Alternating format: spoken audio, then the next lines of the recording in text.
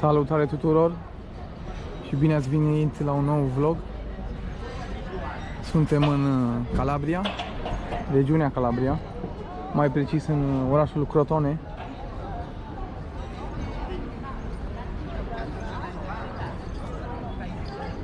Am plecat din aeroportul Milano Bergamo, aeroportul nostru de casă.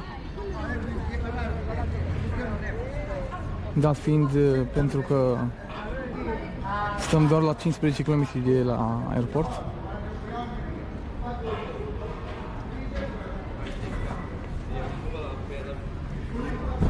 Și am plecat de pe o vreme ploioasă, o vreme cu ceață. Și am ajuns, uitați unde am ajuns. Aici sunt 29 de grade. Se stă foarte bine.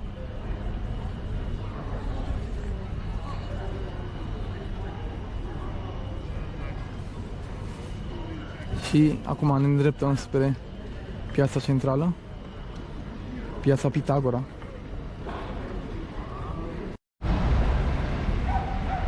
Iar aceasta este piața Pitagora, una dintre cele mai importante din oraș.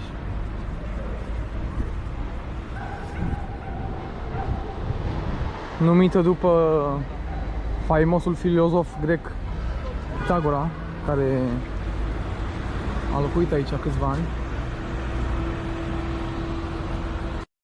Aici avem muralul lui Pitagora, care este simbolul orașului.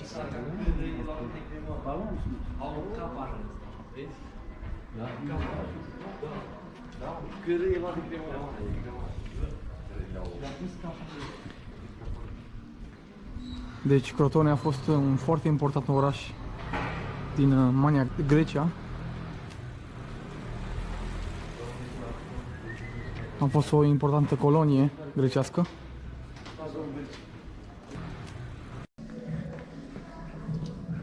Iar acum o să începem să vizităm acest orășel Crotone, să vedem străduțele lui tipice. Crotone nu este un oraș foarte mare, are până în 60.000 de locuitori, dar este un oraș tipic din sudul Italiei.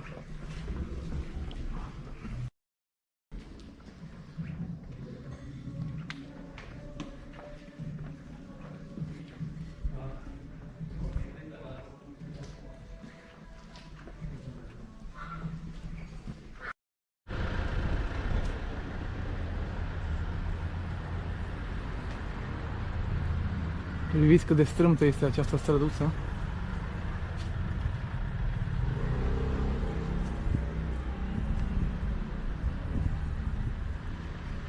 Iar uitați peste ce am dat aici.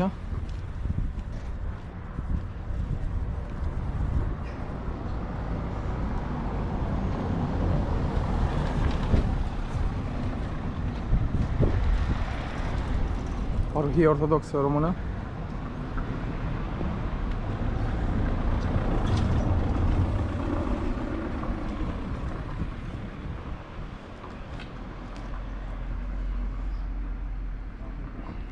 Din Crotone.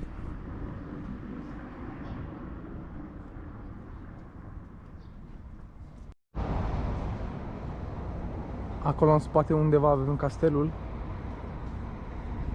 Iar aici suntem undeva sus. Și în fața noastră avem Marea Ionică. Foarte frumoasă.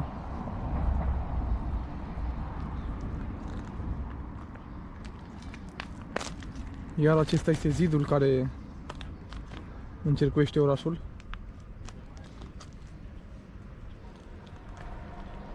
Da, și acum o să stăm câteva ore prin Crotone până când facem check-in-ul de la hotel.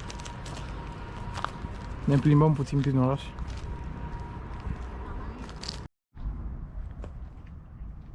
Da, acesta este castelul.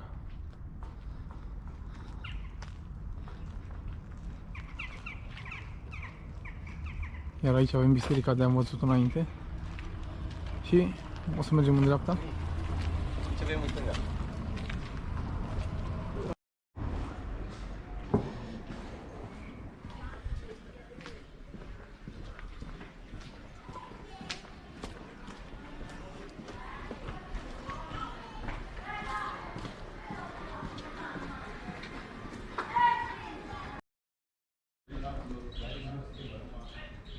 Acum suntem într-unul dintre cele mai vechi cartiere. Foarte tipic.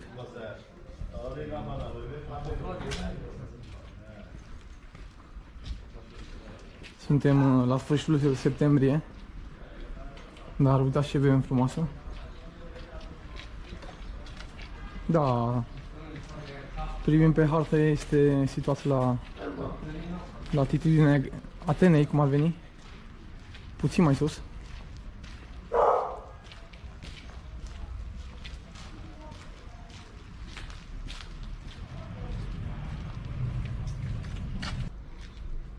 Biserică grecească.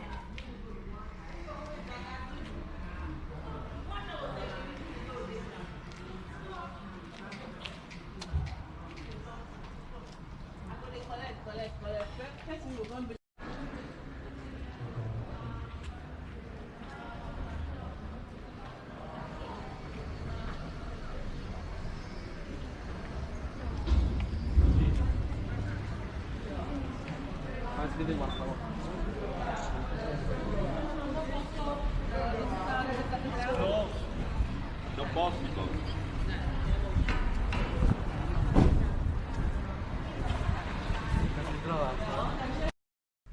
Da, ne îndreptăm spre cazare.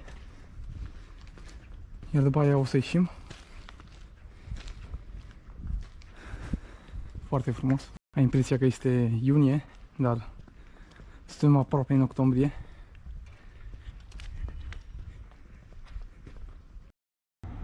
Tocmai ce am făcut check-in-ul. Să vă arăt și această cameră pe care am dat toți 3 2 nopți undeva la 90 de euro. Preț foarte bun. Și arată foarte bine. Uitați baia.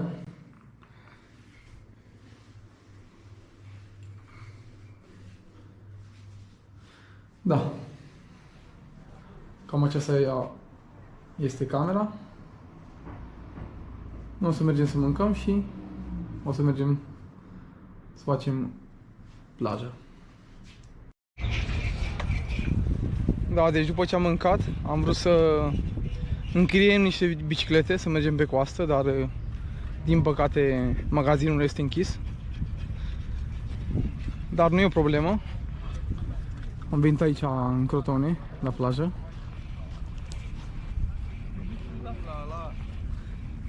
Arată foarte bine pe apa.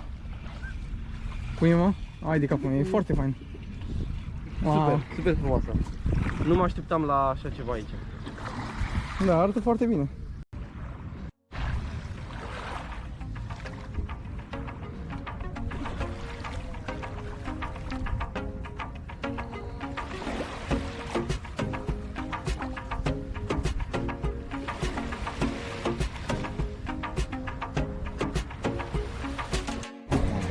Hai noroc!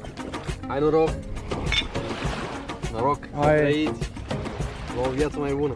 Calabria! Toată lumea. Mai bună, dar nu cred că se poate. Nu alții, frate, pentru că mai ducem cu tine. Atât s-a putut.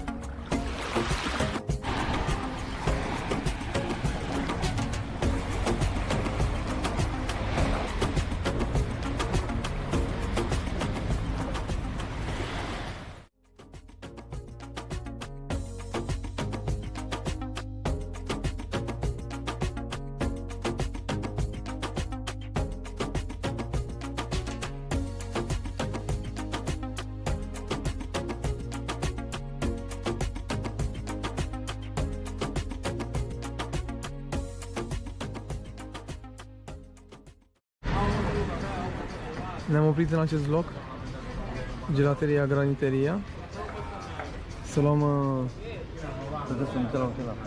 această brioș plină cu înghețată. Numai în sud am văzut așa ceva. Uitați cum arată. N-ai cum să mănânci asta. E prea mare, nu? Hai să ne apucăm de ea, că e cam multă. Bună dimineața din Crotone. Acestea sunt zidurile orașului. Cât de mari sunt.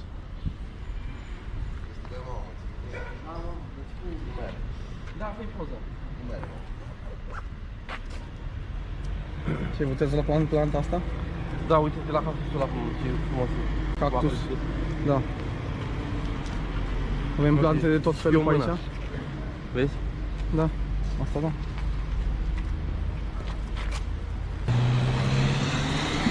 Ne îndreptăm spre stația de autobuze să mergem la o comună foarte frumoasă pe Marea Ionie, într-o rezervație naturală.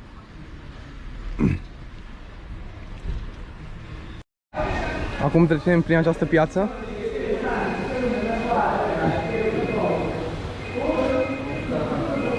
Pește. Arată foarte bine, mă. Vezi?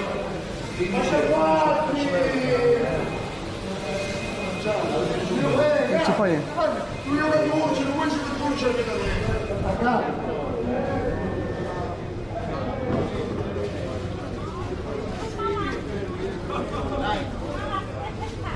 Mâncarea. Miroase bine, da. Un peperoncino?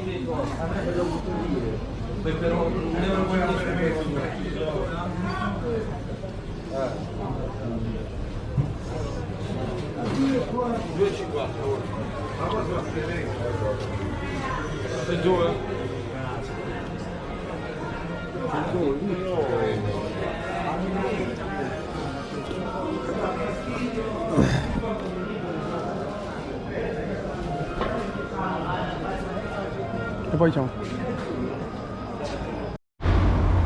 Da, se vede că am ieșit puțin din centru. Am mers undeva la 20 de minute pe jos.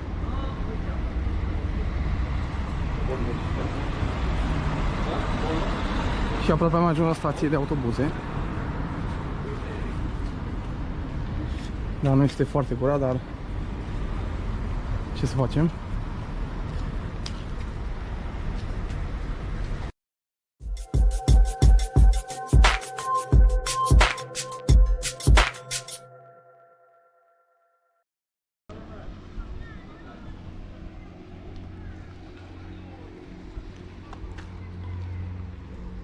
Da, am ajuns la Le Castella, o localitate turistică foarte renumită pe coasta ionică, și ne îndreptăm spre plajă, unde este și un castel,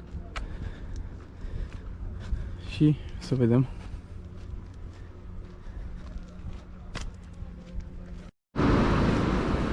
Am făcut ceva cumpărături pentru plajă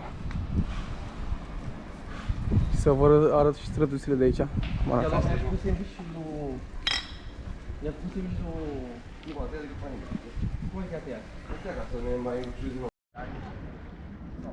Acesta este castelul aragonez, simbolul satului acestuia foarte turistic pe coasta ionică. Și noi o să mergem undeva în dreapta, este plaja. Uitați ce frumos este. Și apa nu era deloc. Și acum ne îndreptăm spre plajă.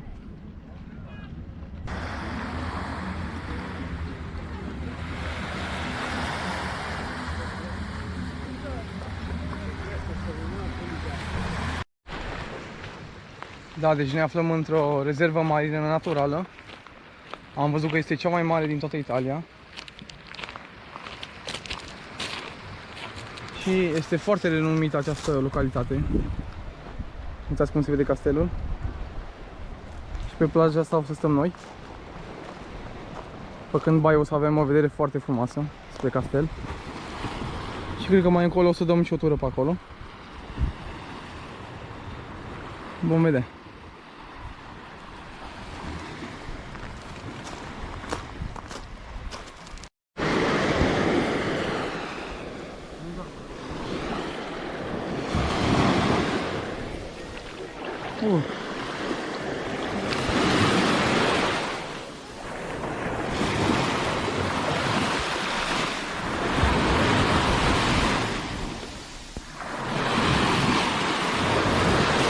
O bere.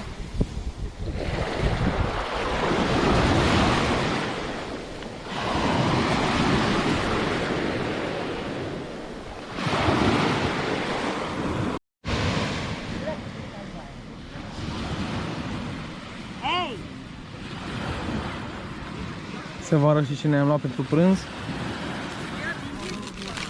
Deci aici avem înduia, care este salamul lor picant, tipic din Calabria, din regiunea aceasta a Italiei. Avem aici niște provola, o brânză tipică și pâine proaspătă. Este foarte ok. O să mergem și la castel după aceea.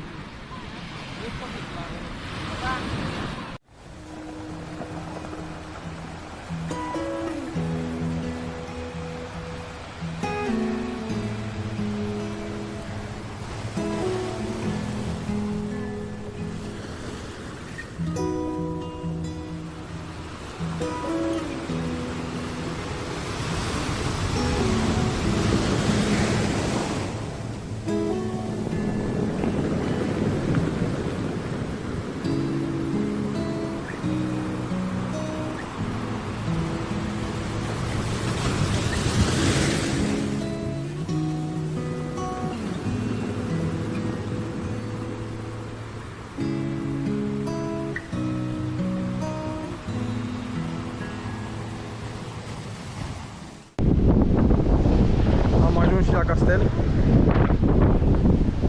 Este cea mai importantă atracție din acest sat turistic.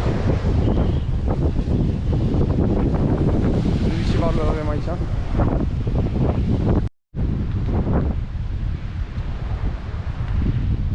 Da, facem mai întâi încă în jurul castelului și după aia o să intrăm înăuntru.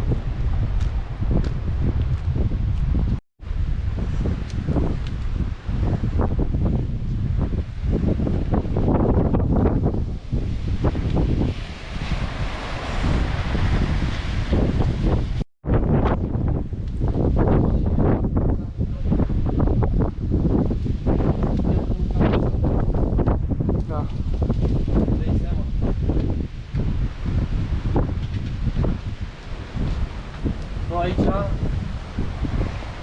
ai mai întins stânga, să vedem tombe, Da. Chizesa și Borgo. E Da. și Borgo aici.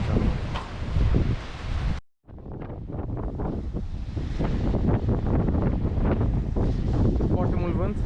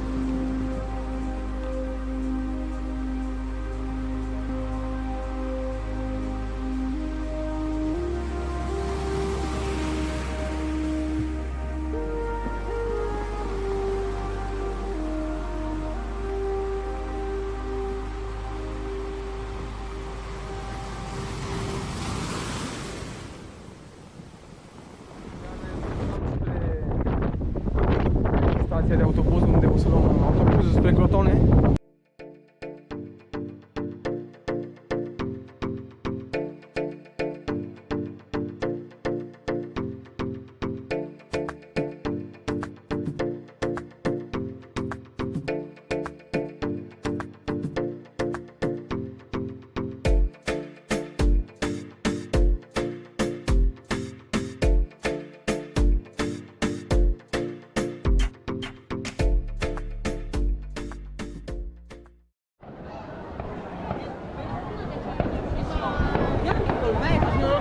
Așa arată Crotone sâmbătă seara. Este plin de tineri.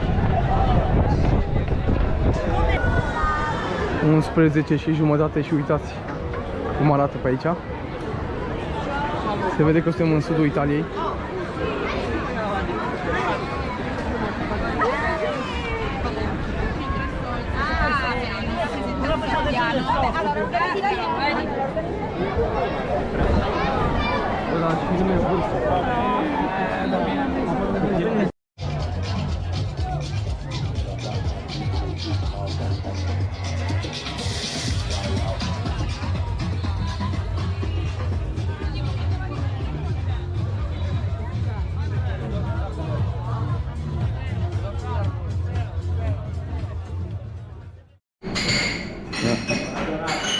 Cam așa arată un mic dejun din sud.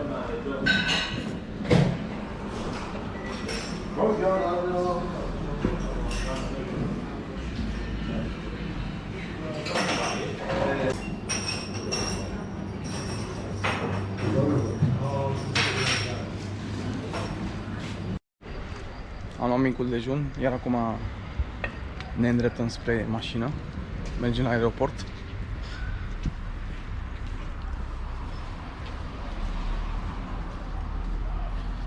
Da, este 8 și un sfert, dar este cam pustiu. Duminică.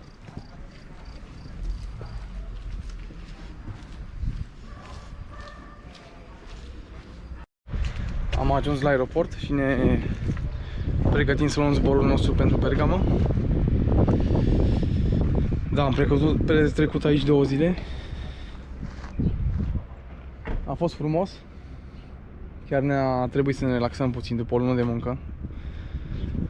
Și chiar merită, pentru 2 zile se merită. Este cald aici, este soare. Mergi, faci o baie, vizitezi și un orășel frumos.